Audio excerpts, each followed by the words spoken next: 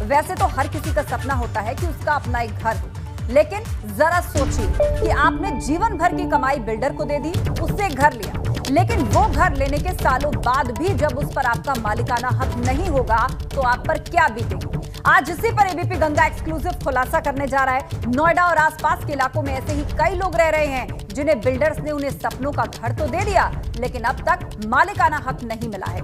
मतलब उस फ्लैट की बिल्डर ने अब तक रजिस्ट्री नहीं करवाई है। और आपको भी मालूम है कि जब तक मकान की रजिस्ट्री आपके नाम पर नहीं होगी तब तक मकान पर आपका मालिकाना हक नहीं हो सकता, जिसके शिकार नोएडा और इसके आसपास के इलाकों में रहने वाले ज्यादातर लोग हैं।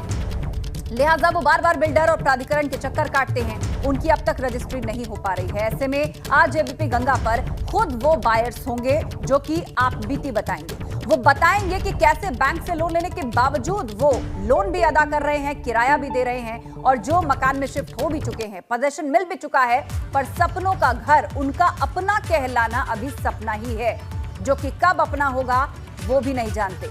ऐसे ही बायर्स को इंसाफ दिलाने के लिए आज एबीपी गंगा भी इस खबर को मुहिम की तरह चला रहा है। आज दिन भर आप इस खबर से जुड़े अपडेट्स एबीपी गंगा पर देखते रहेंगे, क्योंकि हमारा मकसद उन बेघरों को उनका हक दिलाना है जो अपनी जीवन भर की गाड़ी कमाई एक घर के लिए झोंक देते हैं और फिर भी उन्हें घर नहीं मिलता।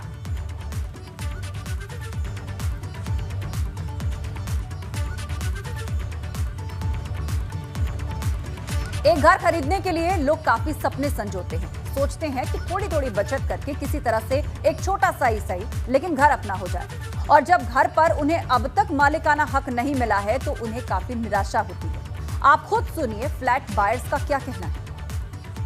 रजिस्ट्री किसी बायर की नहीं हो रही है जो 10 साल से परेशान हैं, घर लेके बैठे हुए हैं। ज़्यादातर जो हम कहेंगे, आप 1000 कह रहे हैं, मैं आपसे कह रहा हूं कि सिर्फ ग्रेटर नोएडा वेस्ट और नोएडा में लाखों फ्लैट बायर ऐसे हैं जो अपना ज़िंदगी भर की कमाई बिल्डर को देकर बैठे हुए हैं और उनकी रजिस्ट्री नहीं हो रही है। वो दर दर भटक रहे हैं, कभी अथॉरिटी के चक्कर लगा रहे हैं, कभी रेरा के चक्कर लगा रहे हैं, लेकिन उनको न्याय नहीं मिल पा रहा है।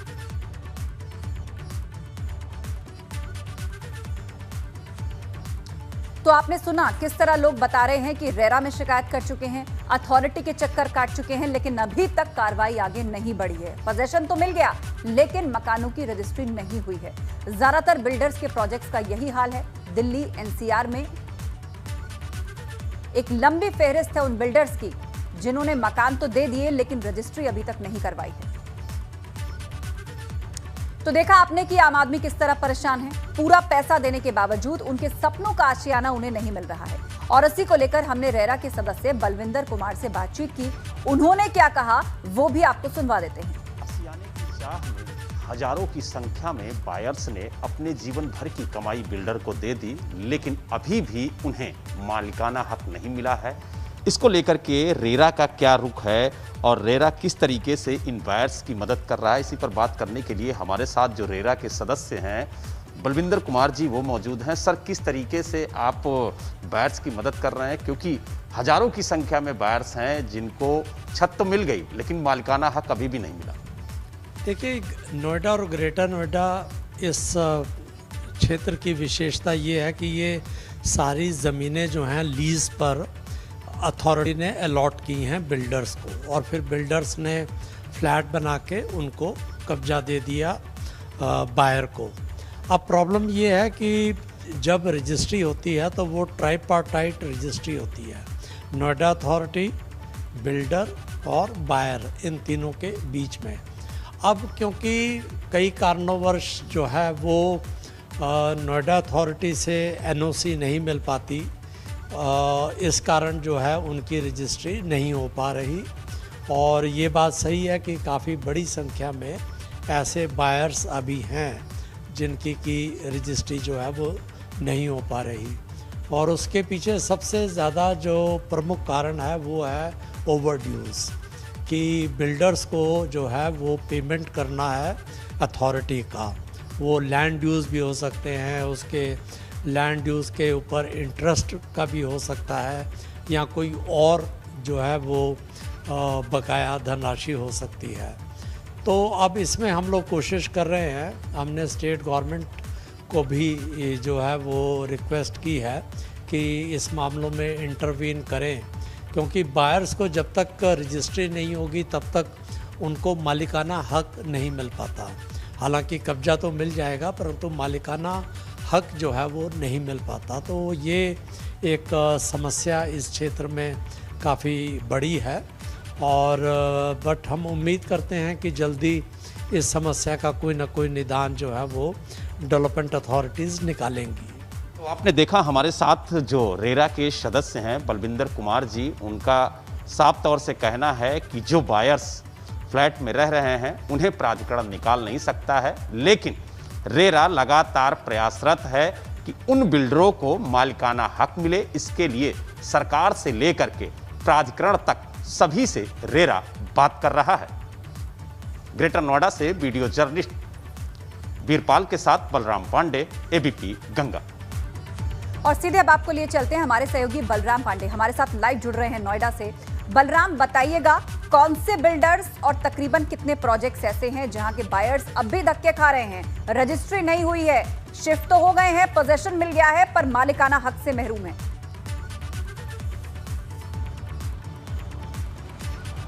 देखिए आस्था, अगर हम बात करें बिल्डर्स की तो 2-4 बिल्डरों को छोड़ के बाकी कोई ऐसा बिल्डर नहीं है जिसके प्रोजेक्ट में अभी रजिस्ट्री पूरी तरह से हो गई हो।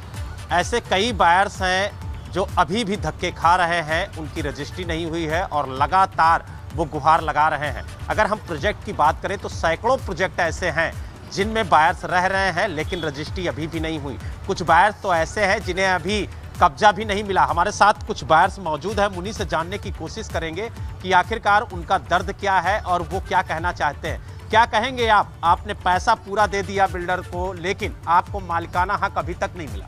सर, हमें 3 साल यहाँ हो गए रहते हुए, हमने बिल्डर का सारा पैसा चुकता कर दिया लेकिन अभी तक हमें रजिस्ट्री का कोई पता नहीं है। अथॉरिटी सुनने के लिए तैयार नहीं है, बिल्डर सुनने के लिए तैयार नहीं है। लेकिन क्या करें, हम सबको बोल के थक गए लेकिन कोई हमारी सुनने वाले आप क्या कहें? जी देखिए, मैं सही बताऊं तो ये बिल्डर और जो अथॉरिटी है उनकी मिली भगत है।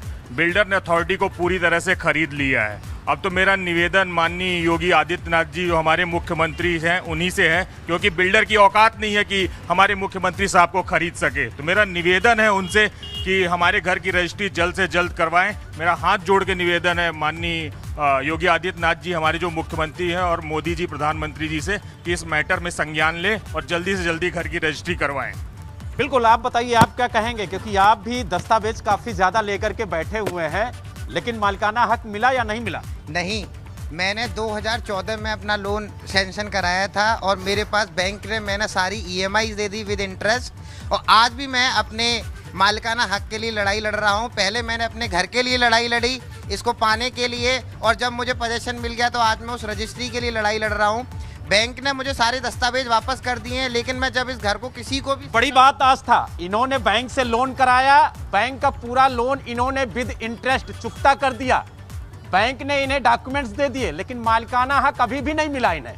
मैं किसी भी परिस्थिति में अपने घर को अगर बेचने जाता हूं तो ये घर कभी भी सेल आउट नहीं हो सकता, क्योंकि कोई भी बैंक, कोई भी सरकारी संस्था इस प्रॉपर्टी पे लोन करने के लिए तैयार नहीं है। अगर मेरे घर में कोई भी परिस्थिति उत्पन्न होती है तो कोई भी जिम्मेदार नहीं है कि कौन मेरा ध्यान रखेगा और कौन इस परिस्थिति को। आप क्या कहेंगे? आप क्या कहेंगे? मैंने 2010 में फ्लैट बुक किया था, 2020 में पोजेशन मिला 10 साल के बाद, और अभी तक रजिस्ट्री का कोई पता नहीं है। मैंने बैंक से हाई रेट ऑफ इंटरेस्ट पे NBFC से लोन ले रखा है। न बैंक को मैं लोन ट्रांसफ़र करा सकता हूँ दूसरे बैंक में, न अपनी प्रॉपर्टी को बेच सकता हूँ, न लोन अगेंस्ट प्रॉपर्टी ले सकता हूँ। हमें खुद नहीं पता है कि हमारा भविष्य क्या होगा। प्राधिकरण बिल्डर पे और बिल्डर जो है प्राधिकरण पे डाल रहा है कि ये दोनों कराएंगे। मतलब एक दूसरे पर टालने की कोशिश की जा रही है। आप बताइए आप क्या कहेंगे? आपने कब मकान खरीदा और आपको पोजीशन मिला या नहीं मिला, और मिला तो रजिस्ट्री हुई या नहीं? अभी तक रजिस्ट्री भी नहीं हुई है। 2010 में मैंने भी बुक किया था और 2020 अक्टूबर 2020 में मुझे पोजीशन मिला। अभी तक रजिस्ट्री भी नहीं हुई है। रेंट EMI दोनों का दोहरी मार पड़ रही है हमें।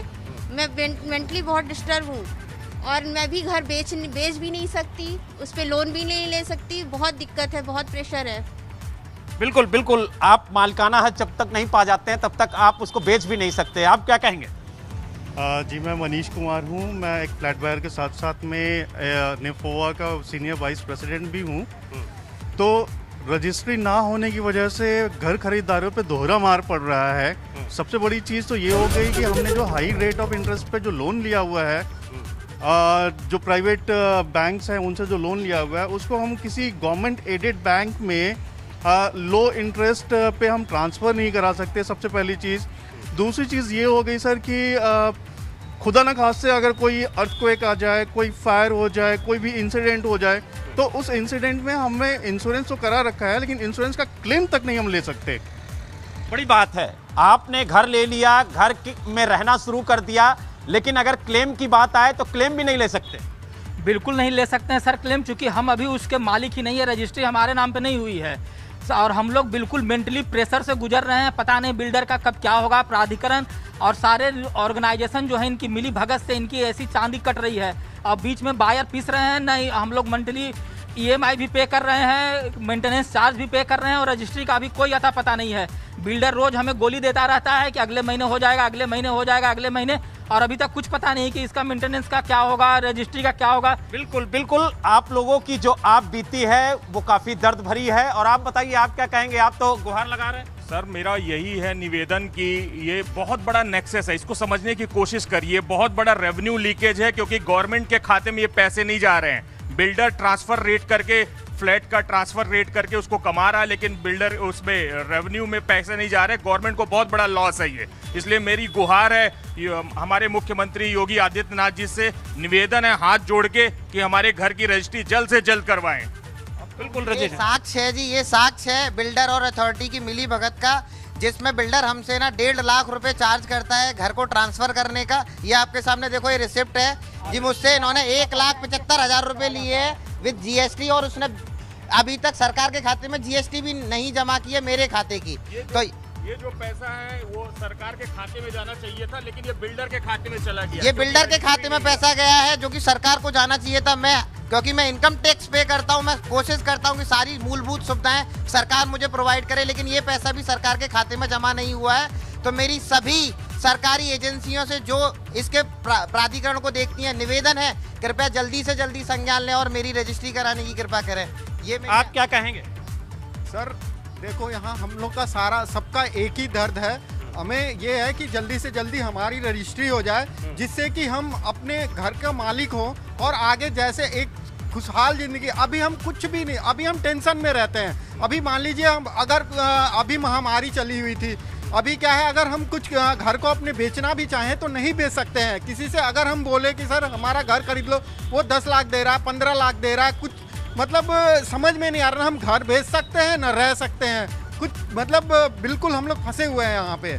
बिना अगर रजिस्ट्री हो जाए तो हम लोग सब चैन की नींद हो जाए। यानी जब तक रजिस्ट्री नहीं होती तब तक इन बायर्स को चैन की नींद नहीं आएगी। और यही वजह है कि लगातार, आप एक महिला हैं, घर को लेकर के सबसे ज्यादा जो सपना देखा जाता है वो महिलाओं को देखने को कहा जाता है कि महिलाएं अपने घर को सजाएंगी, रखेंगी, लेकिन जब मकान का मालिकाना हक ही आपको नहीं मिल रहा है तो कितना बड़ा दर्द है ये। बहुत बड़ा दर्द है सर। हम ये भी नहीं सोच पाते हैं कि इस घर को हो सकता है हमें बेचना पड़ जाए, पर हम वो भी नहीं कर सकते। हम घर को सजा भी नहीं सकते क्योंकि अभी हम रेंट भी दे रहे हैं, EMI भी दे रहे हैं। हमारे ऊपर बहुत प्रेशर है, सब कुछ हमें मैनेज करना पड़ रहा है। इस कोरोना काल में वैसे भी बहुत दिक्कतें हैं, पर हम कुछ कर जी हाँ, बिल्कुल तमाम दिक्कतों से जूझते हुए आपने कहा कि आप आशियाना मिला बलराम, छत तो मिली लेकिन कहने को वो अपना घर नहीं है, क्योंकि अभी तक रजिस्ट्री पेंडिंग है। ना इसे ये बेच सकते हैं, कोई अगर हादसा हो जाए तो कोई इंश्योरेंस क्लेम नहीं कर सकते क्योंकि ये अभी मालिकाना हक नहीं रखते। शुक्रिया आपका इस अपडेट के लिए।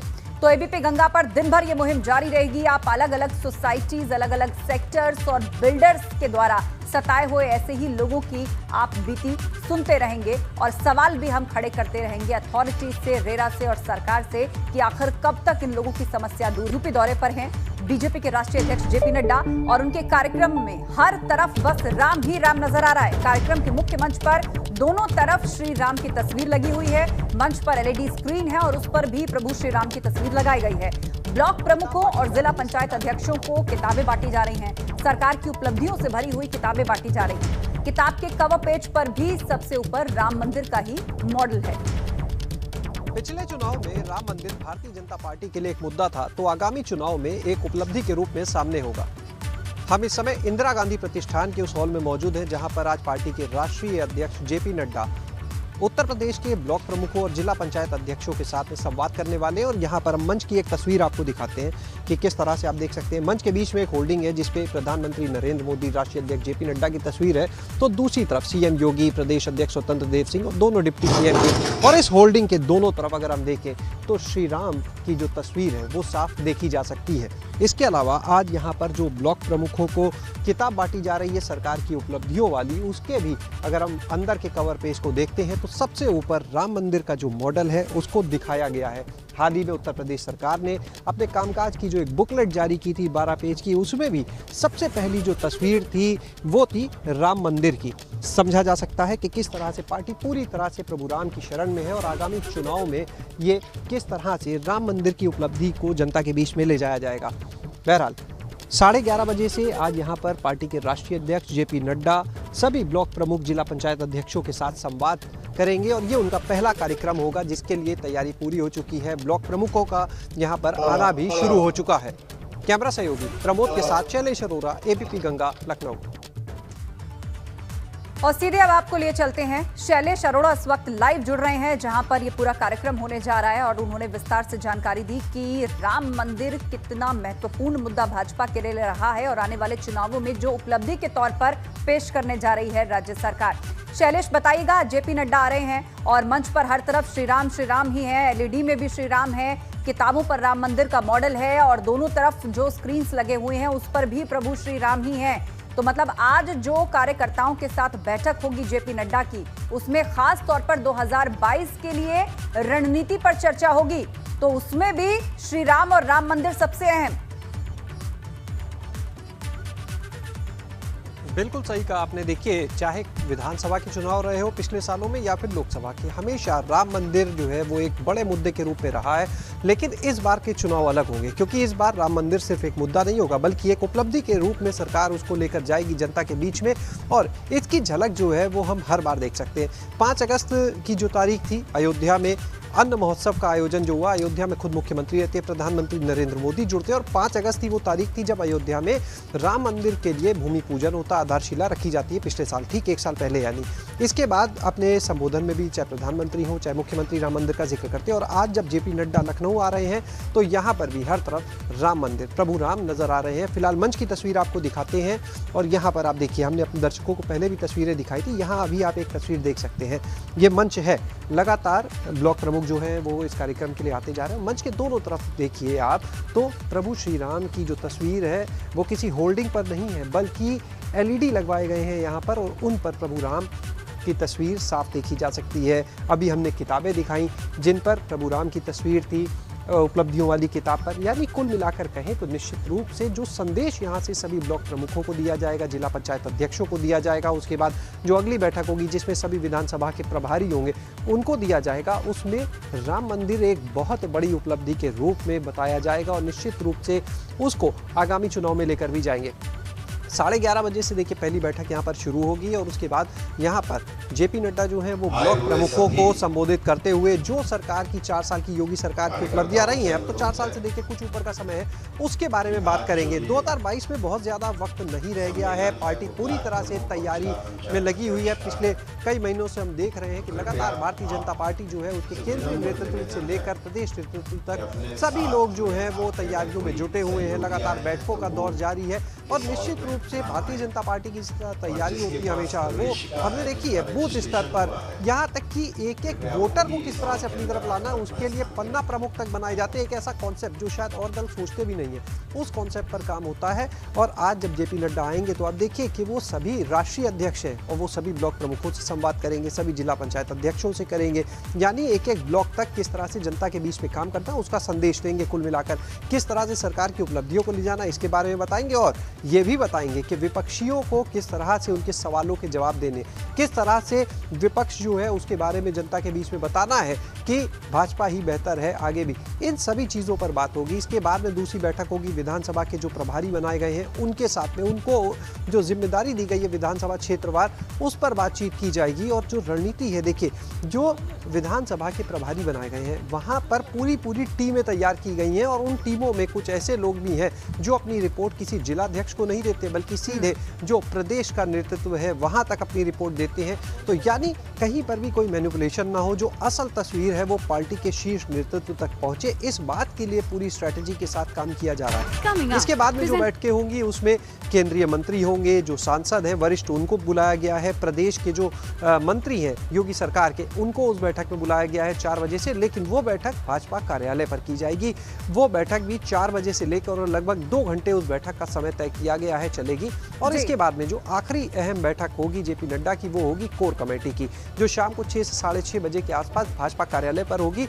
जेपी नड्डा उस बैठक में रहेंगे। कोर कमेटी की बैठक होगी, उसमें मुख्यमंत्री भी होंगे। वैसे तो देखिए मुख्यमंत्री सभी कार्यक्रमों में रहेंगे, लेकिन उस कोर कमेटी की बैठक में अगर बात करें तो मुख्यमंत्री, दोनों डिप्टी सीएम, जो प्रदेश के प्रभारी हैं राधा मोहन सिंह, प्रदेश अध्यक्ष, संगठन महामंत्री, बिल्कुल तमाम मंत्री, इसके अलावा डिप्टी सीएम, वरिष्ठ पदाधिकारी और कार्यकर्ता एक एक करके सभी के साथ संवाद स्थापित करेंगे पार्टी अध्यक्ष जेपी नड्डा। आप नजर बनाकर रखिए।